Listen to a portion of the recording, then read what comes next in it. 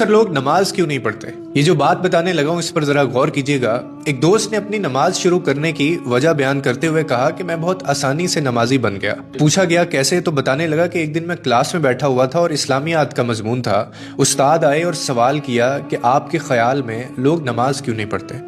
ایک بچے نے معصومیت سے کہا کہ سر جو لوگ مر گئے ہیں شاید وہ نماز نہیں پڑھتے۔ پھر دوسرے بچے نے معصومیت سے بولا کہ سر جنہیں نماز نہیں آتی شاید وہ نماز نہیں پڑھتے۔ اس کے بعد ایک اور بچے نے کہا کہ سر جو مسلمان نہیں ہیں وہ نماز نہیں پڑھتے۔